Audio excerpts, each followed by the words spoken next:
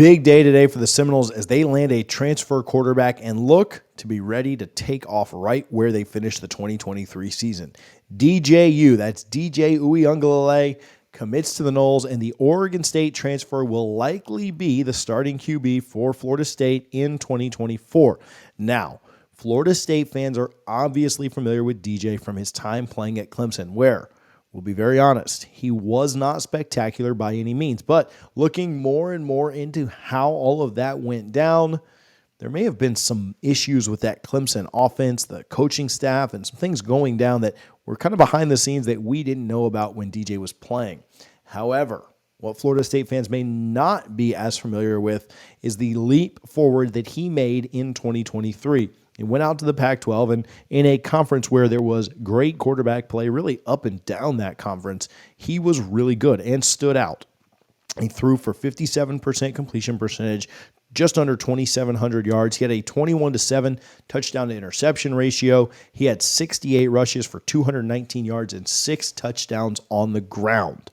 When you think about those stats, you think about the fact that he was certainly about as accurate as Jordan was, threw for a few more yards than Jordan did, had a few more interceptions than Jordan did, and then obviously was effective on the ground when he needed to be.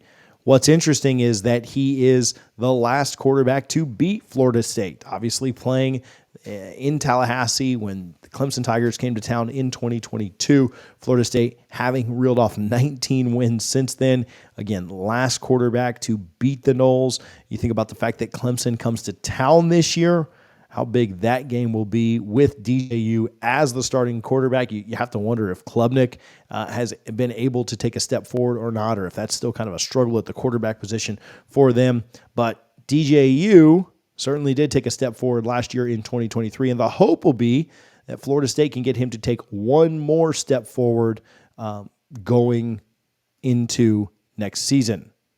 Now, DJU is 6'4". He's a little over 250 pounds. He's a very capable runner who should even be slightly more durable than Jordan Travis was. I know that Jordan went down on kind of a freak injury. Not saying that he was not durable, but there were times that Jordan got pretty banged up, and I think that's something that DJ may be able to avoid. Again, he threw for similar numbers to Jordan last year and even had a slightly better QBR than what Travis had. Now, QBR is not the end-all, be-all for quarterbacks. I understand that, but I do think it's a big deal that you're looking pretty comparable. Jordan didn't play a lot of elite defenses, and I don't think DJ Uiagalelei played a ton of elite defenses in 2023 either. So their numbers are similar. Their effectiveness is similar. Their passing efficiencies are very similar over the 2023 season. And there's no doubt that when you look at what Mike Norvell was able to do with Jordan Travis along his journey, if he can help DJ Uiagalelei just make a quarter of that step and have him elevate his game just a tad more than what we saw at Oregon State, there's no doubt that Florida State can have a massively successful season in 2024 with DJU at the helm. I like this move because I just don't know that the staff and the team was confident that Tate or Brock could lead this team, and you certainly don't want to put a true freshman out there, lead this team in 2024, but Florida State is looking to compete this year. This is not a year where you're just saying, hey, we're okay going 8-4, 9-3, and then we'll compete again next year in 2025. No, Florida State wants to compete. They want to make the 12-team playoff, and I think that with DJU, they can absolutely do that. We're not going to do a full schedule breakdown here today, but I think when you look at the fact that Florida State's toughest game is at Notre Dame, and then their next couple of toughest games are Florida inside of Doak Campbell, Clemson inside of Doak Campbell. You do have the Miami game inside of Doak Campbell South. So I don't know. I think that the schedule is very manageable. And then outside of those four, you really shouldn't be losing a lot of games on your schedule. You got to go to SMU. You play the game in Ireland. I get it.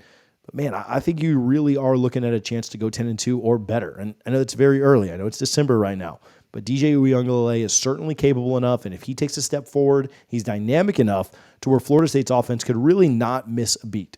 You lose a couple of weapons, you lose some skill guys, but you're bringing in some weapons, you're bringing in some skill guys that can really help you take this thing to the next level, and DJ Uiagalelei might just be perfect to do that. I've heard all along that the preference for this quarterback going into the visits was probably DJU. I know there was a lot of questions around Cam Ward. Could he have been the guy? I think DJU very much impressed the staff, and I think the familiarity with Mike Norvell and his staff ultimately won out, and I really like where the Noles sit with this pickup today. Now, we don't do commit videos anymore without pulling out our Battles End quarter zip. Listen, the only way that Florida State picks up quarterback 1 today and has that player committed and in the fold, having one of the highest rated QB commits in the transfer portal, none of that happens without the Battles End. We make this plea with you guys every single time, but if you're contributing to the Battles End, we appreciate that. If you're not contributing yet, today is the day to change that. A massive shout out to what those guys, Ingram Smith and the team, do over there. We talk all the time about roster retention. You've also got to add talent. You are now in the stages of Florida State putting guys consistently back into the NFL year over year over year. We took a little break from seeing those numbers so high, but it's finally that time again. And the Seminoles are going to continue to lose talent, not just to the transfer portal, but also to the National Football League. And you've got to replace that with high-level talent. And sometimes you're able to do that through recruiting, and sometimes you have to dive into the portal. And the portal is very much about playing time and NIL. And the Battles End does a phenomenal job putting Florida State and its athletes in a position to capitalize on name, image, and likeness. We've asked you guys several times, and we'll continue to plead with you, make sure that you join the Battles End, if for nothing else, celebrating today's massive pickup. Also, a massive shout out to Mike Norvell for identifying the need and moving very quickly on it.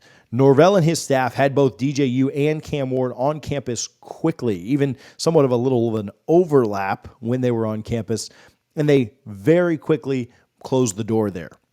And I'm told that with this situation, Florida State essentially had their pick and was able to make the decision that they wanted on the quarterback, as both expressed interest in being in Tallahassee.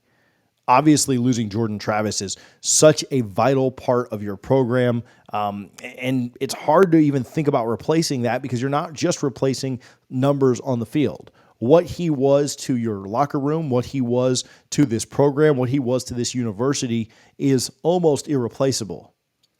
But when you start to look to do that, you are going to have a signal caller. You're going to have a quarterback. You do need somebody who can step in and at least on the field kind of right away be that guy. Now, will Florida State's 2024 quarterback have the same leadership, have the same moxie, have the same prowess as Jordan Travis? I don't know. That's yet to be seen. They've just now announced today that they're coming. But can they be that guy? I think that Jordan Travis obviously was impacted by the culture at Florida State, and I think that next year's quarterback will be as well. I think the culture in the locker room is something that's very underrated and something that's very strong, something that Jordan himself helped to build, but I do think it's something that'll help going forward as well. It's also an offense that's pretty ready for somebody to step in and go right away. I think that's a big part of it. You've got a lot of talent. You got a lot of weapons there on that offense that are big time, and you should be able to exploit that and really take it to the next level. I think that the offensive line, you would hope, it takes another step forward. I think at times the Florida State offensive line in 2023 was really good. I think at other times they weren't very good, and I think that was an issue for the Seminoles. It was an issue in the offense reaching kind of where I think we fully thought that it could get to. But if the offensive line can take another step forward, it helps out a transfer quarterback that's new in the system a ton. Mike Norvell's work with Jordan Travis is certainly an encouraging model for what he may be able to do going forward. And you would hope that it doesn't just end with Jordan Travis. He's able to take another quarterback and elevate their play as he has them for 1 year before we get to Brock Glenn or Luke or whoever may take the reins in 2025. All in all, a great day for the Seminoles as they land DJ Uiagalelei from Oregon State. And we'll talk way more about this in the coming days, but make sure that you're celebrating with us by joining the Battles End. We appreciate you, and go Noles.